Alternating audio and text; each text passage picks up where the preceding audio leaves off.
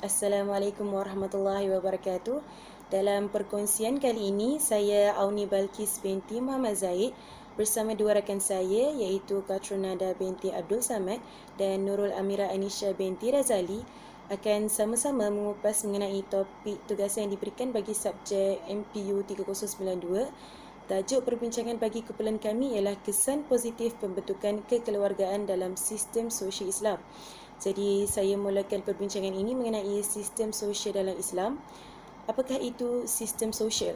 Perkataan sosial didefinisikan kepada setiap aktiviti atau kegiatan manusia dalam hidup bermasyarakat.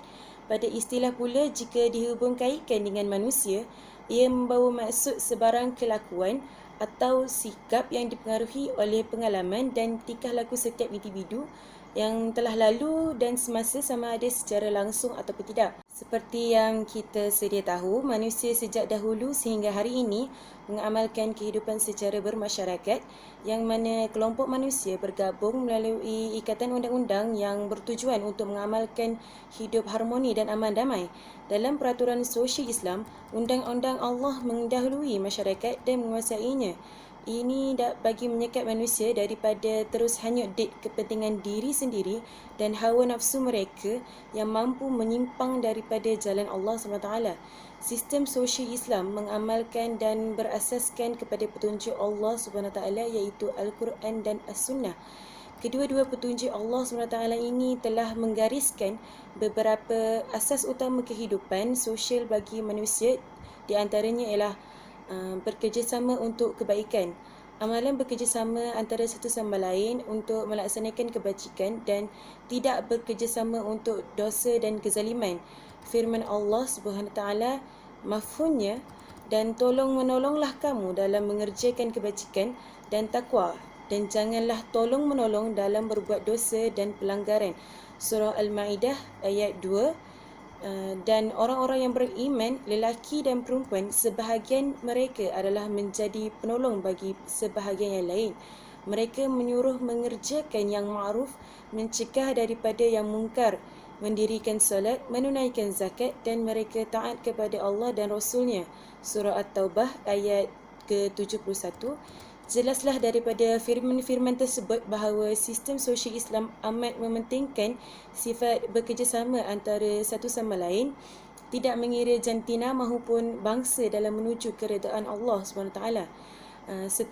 Seterusnya, sistem sosial Islam menggariskan tentang hubungan sesama manusia adalah satu ibadah di mana segala bentuk perhubungan di antara manusia mestilah dengan tujuan untuk melaksanakan ketaatan kepada Ilahi.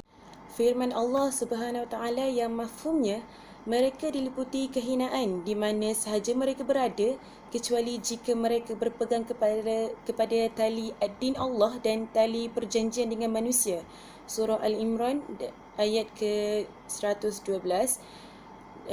Wahai orang-orang yang beriman, bertakwalah kepada Allah sebenar-benar takwa kepadanya, dan janganlah sekali-kali kamu mati melainkan dalam keadaan sebagai Muslim, dan berpeganglah kamu semuanya kepada tali ad-din Allah, dan janganlah kamu bercerai-berai.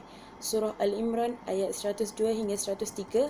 Maka tidak hairanlah bahawa manusia sering berpegang kepada Islam sebagai ad-din yang mencakupi segala aspek kehidupan dan mampu memberi panduan kepada manusia untuk terus percaya kepada agama Allah dari sekecil-kecil perkara sehingga sebesar-besar perkara. Menjaga perjanjian dengan manusia dan bersatu padu di dalam masyarakat adalah perintah Allah, dan mentaati perintah Allah itu adalah menunaikan ibadah kepadanya. Berpindah kepada isi seterusnya yang mana saya akan menerangkan ciri-ciri sistem sosial Islam. Pertama sekali adalah berkaitan persamaan di kalangan umat manusia. Sistem sosial Islam tidak melihat kepada perbezaan bangsa, warna kulit, bahasa dan kewarganegaraan sebagai larangan dalam pertumbuhan dan perkembangan tamadun manusia. Malahan, Islam tidak bertujuan untuk melenyapkan perbezaan-perbezaan seperti ini ataupun mengetipkannya, memandangkan perkara ini ada baiknya memberi peluang kepada manusia untuk saling mengenali di antara satu sama lain. Firman Allah SWT dalam surah Al-Hujurat ayat ke-13 mafhumnya, "Wahai manusia, sesungguhnya kami menciptakan kamu daripada seorang laki-laki dan seorang perempuan dan menjadikan kamu bangsa-bangsa dan bersuku-suku supaya kamu saling kenal mengenal. Namun demikian, Islam menolak sikap membeza-bezakan darjat ketinggian sesuatu kumpulan manusia di mana atas dasar bangsa, warna kulit, bahasa, kewarganegaraan dan seumpamanya. Islam menetapkan bahawa menentukan darjat manusia semata-mata di atas alasan tersebut sebagai satu manifestasi jahiliah yang menyesatkan.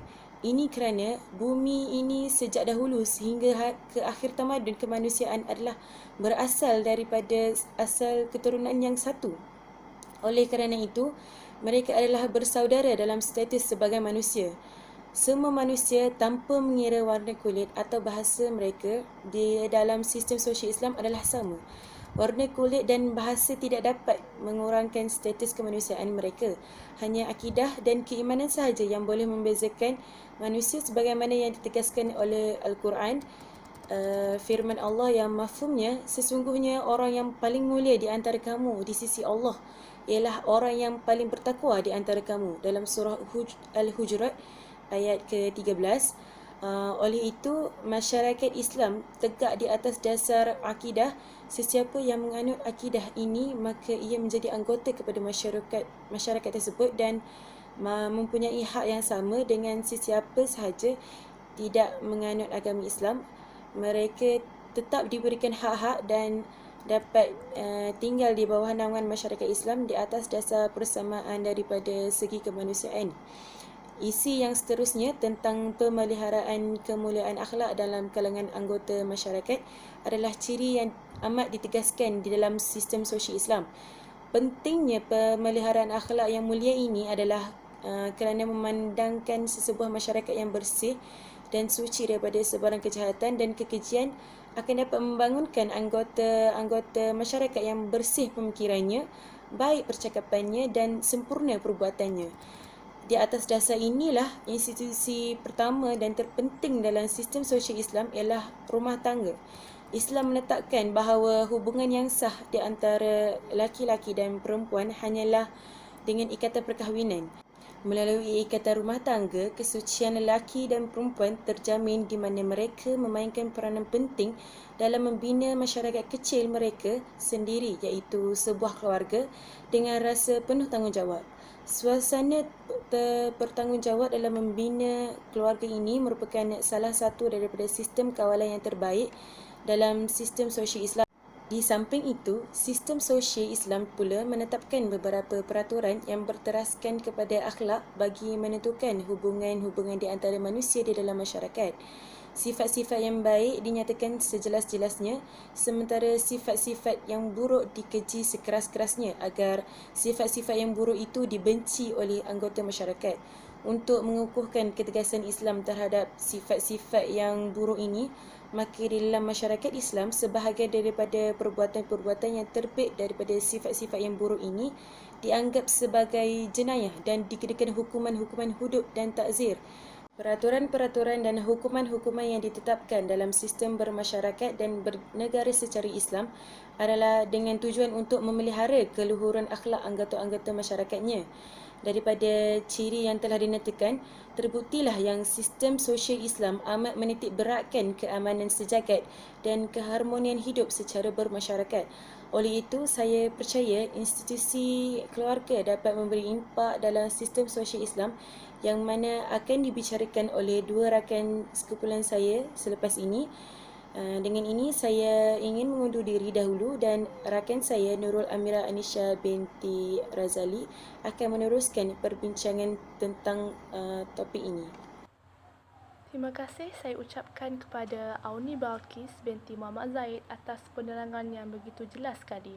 Kini tiba giliran saya untuk menjelaskan mengenai institusi kekeluargaan dalam sistem sosial Islam.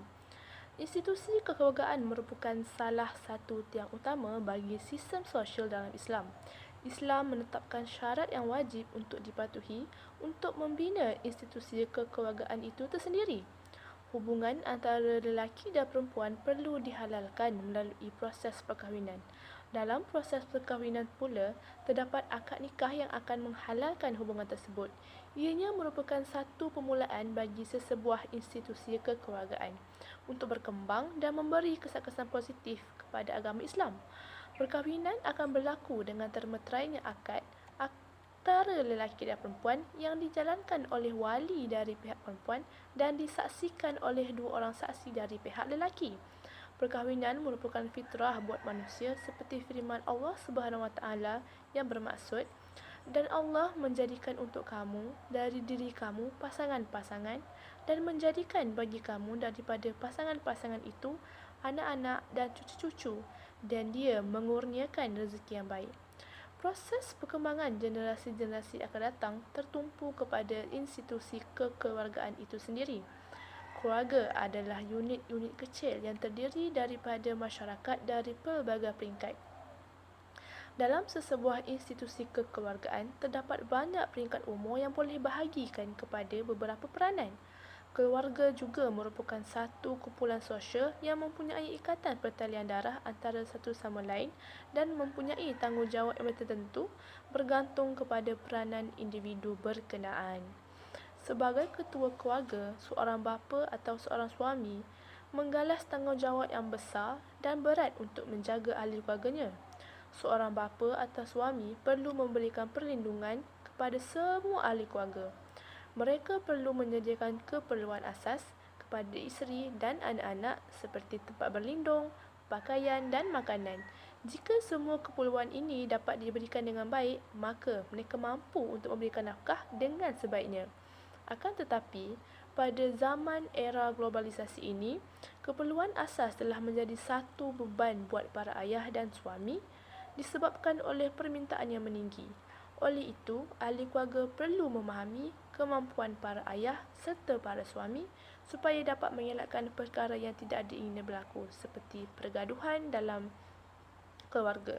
Sebagai seorang suami pula, nafkah wajib diberi dalam dua bentuk, iaitu nafkah zahir dan nafkah batin.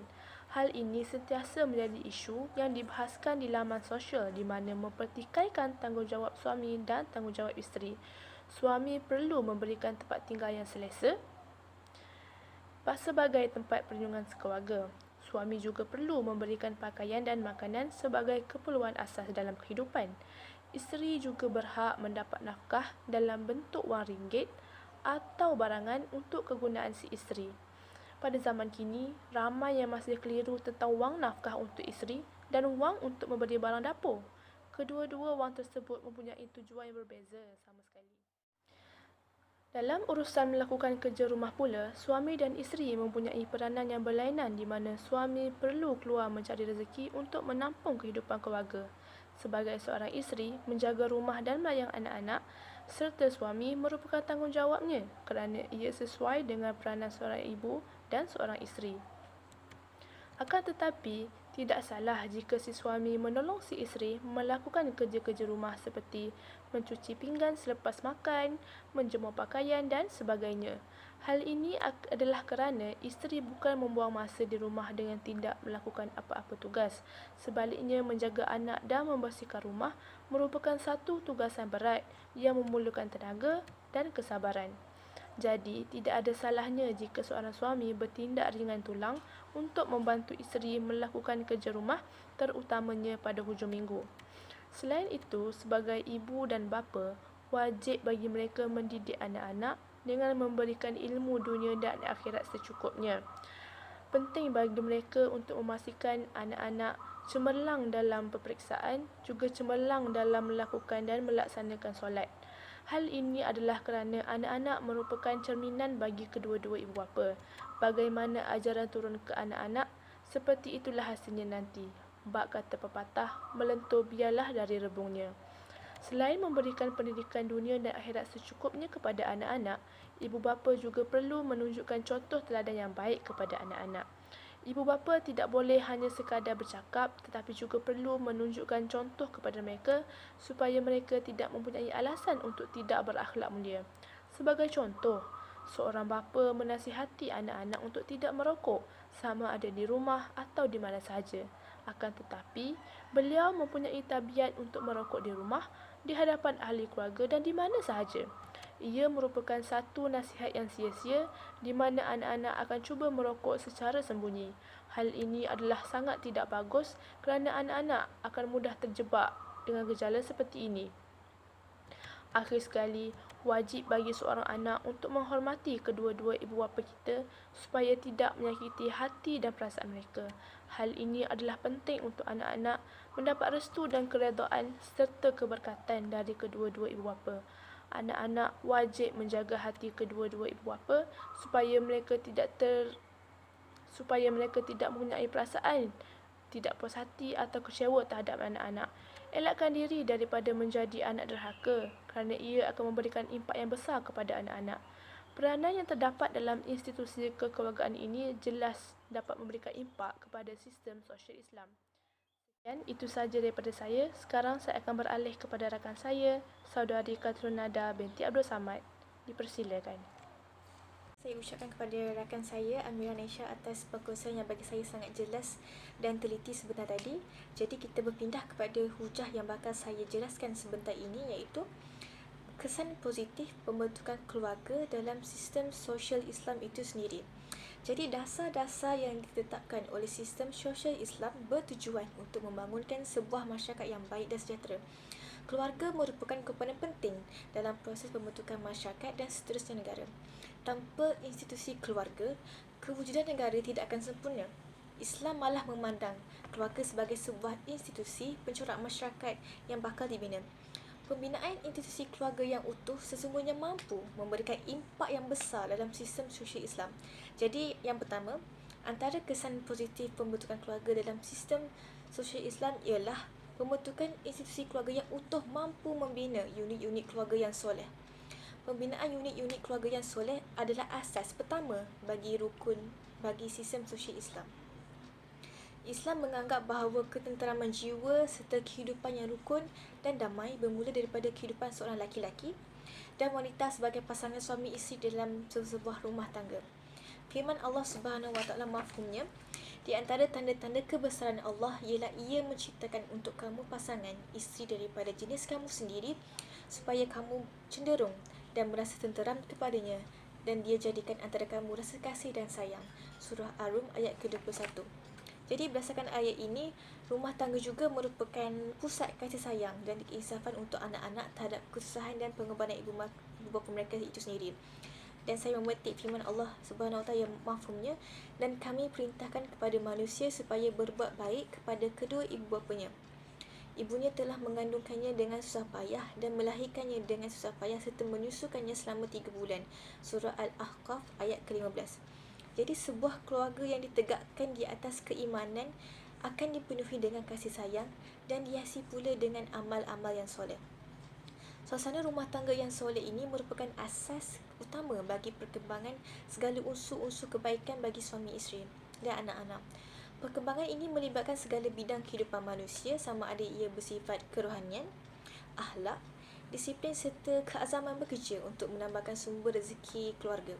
Jadi berdasarkan hujah di atas, jelaslah bahawa keutuhan sesebuah institusi keluarga mampu melahirkan anggota masyarakat yang sempurna hasil daripada lahirnya keluarga bahagia.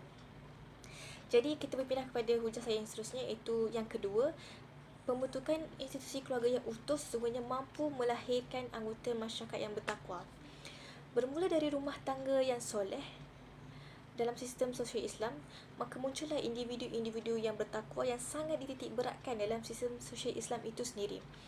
Mereka menyedari segala tanggungjawab yang perlu mereka taburkan terhadap ahli-ahli lain di dalam rumah tangga mereka sendiri. Mengenal hak-hak kaum kerabat dan demikian juga menghormati hak-hak jiran tetangga mereka. Melalui proses pembentukan yang dilakukan di dalam unit rumah tangga, sistem sosial Islam bertujuan untuk melahirkan anggota-anggota masyarakat yang bertanggungjawab. Sifat tanggungjawab yang diingini oleh Islam adalah di atas dasar takwa, kerana tidak ada neraca kebaikan yang lebih tepat selain daripada takwa menurut perkiraan Islam. Jadi memetik firman Allah Subhanahu Wa Taala mafhumnya, sesungguhnya orang yang paling mulia di antara kamu di sisi Allah ialah orang yang paling bertakwa di antara kamu. Surah Al-Hujurat ayat ke-13. Jadi dengan takwa sebagai dasar, Sikap tanggungjawab anggota-anggota masyarakat tidak terbatas hanya kepada kaum kerabat dan jiran-jirannya yang tertentu, tetapi lebih luas daripada itu. Sikap tanggungjawab seseorang Muslim akan menjadikannya bersungguh-sungguh untuk menolong siapa sahaja di dalam masyarakatnya. Sikap sebegini menjadikan mereka sebagai anggota-anggota masyarakat yang saling bekerjasama dalam mengendalikan urusan mereka bersama. Dengan wujudnya sifat takwa yang saya sebut sebentar tadi dan ditambah pula dengan sifat tanggungjawab, maka wujudlah keamanan dan kedamaian dalam masyarakat. Terhindarlah masyarakat ini daripada kejahatan dan pencerobohan dan timbullah rasa kasih sayang di antara satu sama lain yang merupakan salah satu aspek yang penting dalam pembentukan sistem sosial Islam itu sendiri. Kita berpindah kepada hujah saya yang ketiga, iaitu pembentukan sebuah keluarga dapat memberikan kesan positif dengan cara ia dapat menegakkan pemerintahan yang menitik beratkan amanah Allah Subhanahu Wa Taala. Ma'ruf tidak dapat berkembang dan mungkar tidak dapat dibanteras tanpa adanya pemerintahan. Demikian juga sebuah masyarakat Islam yang sejati tidak mungkin dapat wujud untuk mendaulatkan seluruh syariat Islam tanpa adanya kekuasaan. Pemerintahan Islam pula tidak dapat kekal sekiranya ia tidak melaksanakan amanah undang-undang syariat yang ditetapkan oleh Allah Subhanahu Wa Taala. Anggota-anggota masyarakat yang bertanggungjawab dan bertakwa pasti akan memilih pemimpin-pemimpin yang bertanggungjawab dan takwa juga. Di atas dasar inilah peranan pemerintahan Islam adalah untuk menjaga kepentingan rakyat yang memilihnya. Dengan wujudnya pemerintahan yang melaksanakan amanah, maka tegaklah sebuah masyarakat dan negara yang mengikuti seluruh sistem Islam dan hukum-hukumnya yang berhubung dengan urusan politik, ekonomi, sosial, pendidikan dan sebagainya. Dengan wujudnya pemerintahan yang melaksanakan amanah, maka tegaklah pemerintah yang melaksanakan amanah, seterusnya berkembang luaslah kebaikan yang terdapat dalam diri manusia. Melalui ini juga seluruh manusia akan dapat menikmati keamanan dan keadilan yang sebenarnya yang sangat dititik beratkan dalam sistem sosial Islam itu sendiri. Jadi di atas 3 hujah yang saya sampaikan sebentar tadi, demikianlah 3 kesan positif pembentukan kekeluargaan dalam sistem sosial Islam yang telah saya kupas. Diharapkan pembincangan yang telah kami jalankan ini mampu memberikan pemahaman yang lebih jelas kepada para penonton yang mendengar, dan semoga kita dapat ilmu yang bermanfaat dan yang baik itu datang daripada Allah SWT, yang buruk itu datang daripada kami. Dan sekian, terima kasih.